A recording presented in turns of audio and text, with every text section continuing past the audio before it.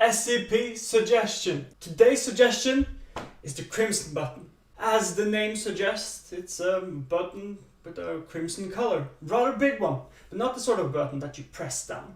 It's a sort of button that you would have on your shirt. Now to this button, there's bound a creature. Now this creature is a rather foul, malicious being of unknown origin.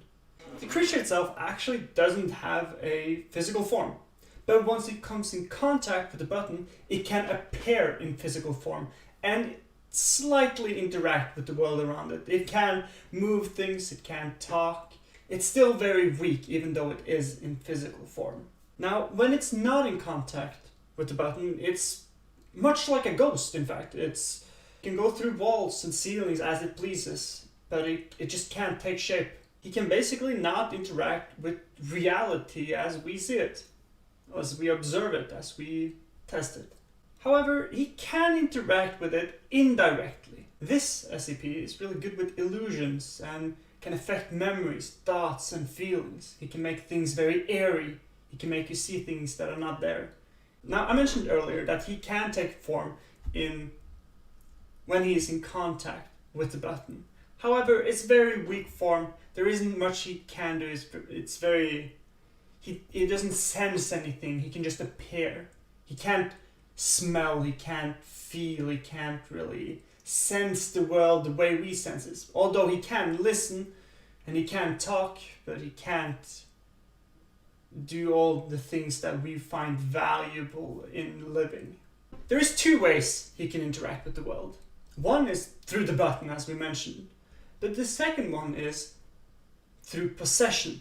Individuals can form a contract directly with the SCP that gives him permission to take over their body fully.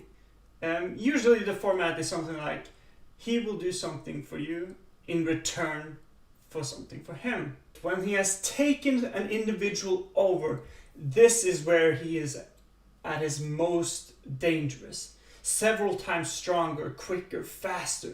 Essentially obtaining superhuman strength. And then he can do all the maliciousness that his heart feel content to. However, he's still bound to the button even though he is possessed. If you have the SCP in one room possessing an individual and you move the button far enough away, he'll be pulled out of the possession, doomed to follow the button wherever it goes. That is essentially my SCP idea for this video. I thought it was kind of cool, it's just in the beginning stages of even being an SCP, nonetheless having, not even close to being accepted by the community or anything like that. Neither having lore nor any text behind it, but I thought it was a cool idea that I would share with you guys, throw out there.